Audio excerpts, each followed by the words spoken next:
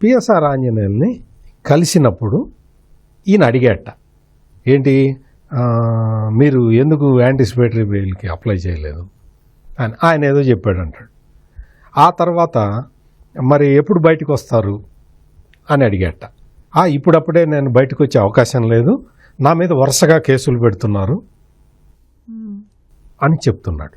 ఉండవల్లి అరుణ్ కుమార్ ఈ ప్రశ్నలు అతన్ని అడగటం, అతను చెప్పిన సమాధానాల్ని బయటికి వచ్చి చెప్పటం, బేసిక్గా ఇది కంటెంప్ట్ ఆఫ్ కోర్ట్ కిందకు వస్తుంది. పిఎస్ఆర్ ఆంజనేయులు రిమాండ్ ఖైదీ, రిమాండ్లో ఉన్నాడు. నువ్వు ఆయన్ని రిమాండ్ చేసింది న్యాయస్థానం, రిమాండ్ చేసింది చంద్రబాబు నాయుడు ప్రభుత్వం కాదు. రిమాండ్ చేసింది ఒక జడ్జి, ఒక తీర్పు చెప్పి ఒక ఆదేశాలు ఇచ్చి రిమాండ్లో పెడితే అతని దగ్గరికి వెళ్ళి నువ్వెప్పుడు బయటకు వస్తావు అంటే ఆయన ఇంకా నా మీద కేసులు పెడతారు అని ఆయన చెప్పటం, ఇవన్నీ కూడా కంటెంప్ట్ ఆఫ్ కోర్ట్ కిందకు వస్తాయి. జడ్జి ఒక నిర్ణయం తీసుకుని ఆ జడ్జి ఆదేశాల ప్రకారం రిమాండ్ ఖైదీగా ఉన్న వ్యక్తితో నువ్వు ఏం మాట్లాడావు ఏంటి అనేది అవన్నీ బయటకు వచ్చి చెప్పటం, ఆ చెప్పటం కూడా కరెక్ట్గా చెబితే నేను ఒక జర్నలిస్ట్గా అప్రిషియేట్ చేసి ఉండేవాడిని. కాదంబరి జత్వానీ మీద కుక్కల విద్యాసాగర్ అనే ఒక వైసీపీ నాయకుడు, జగన్మోహన్ రెడ్డికి అత్యంత సన్నిహితుడు, ఒక తప్పుడు కంప్లైంట్ ఇస్తే ఆ తప్పుడు కంప్లైంట్ ఆధారంగా బాంబే వెళ్ళి ఆ అమ్మాయిని పట్టుకొని వచ్చి ఇక్కడికి బలవంతంగా తీసుకొచ్చి 42 రోజులు కన్ఫైన్మెంట్లో పెట్టిన దాని మీద కేసు ఇది.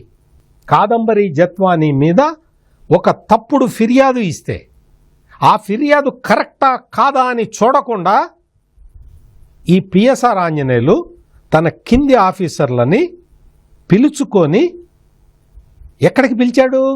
సీఎం ఆఫీసులోకి పిలిచి మాట్లాడితే ఆ కేసు ఇది. తప్పు కదా కేసుని వక్రీకరించి చెప్పటం? అట్లా చెప్పచ్చా? అరెస్ట్ చేసింది ఏ కేసులో? ఇంకా ఉండవల్లి అరుణ్ కుమార్ చెప్తాడు, ఆ బాంబేలో ఉన్న కేసు ఇంకా కోర్టులో ఉండంగా అది తప్పుడు కేసు అని ఇప్పుడు ఎట్లా అరెస్ట్ చేస్తావంటాడు. మిస్లీడింగ్. ఉండవల్లి అరుణ్ కుమార్ చెప్పిందంత మిస్లీడింగ్.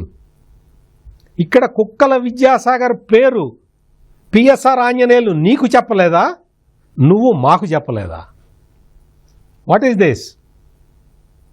కుక్కల విద్యాసాగర్ ఇచ్చింది కరెక్ట్ కంప్లైంట్ అయితే కుక్కల విద్యాసాగర్ ఏమిచ్చాడు?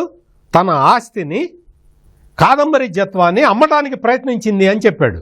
అట్లా ప్రయత్నించలేదు అని చెప్పి అక్కడ వాస్తవాలు అక్కడ ఉంటే తప్పుడు కంప్లైంట్, ఆ కంప్లైంట్ కరెక్టో కాదో కూడా చూసుకోకుండా ముఖ్యమంత్రి కార్యాలయంలో కూర్చొని 2 ఆఫీసర్లను పంపించి నువ్వు ఆ అమ్మాయిని తీసుకొని వస్తే అది కేసు. దీనికి పోలీసు వ్యవస్థకి దీనికి ఏంటి సంబంధం? ఉండవల్లి అరుణ్ కుమార్, పోలీసులు పనిచేయాల్సిన తీరు ఇది కాదు అని చెప్పటానికి ఈ కేసు.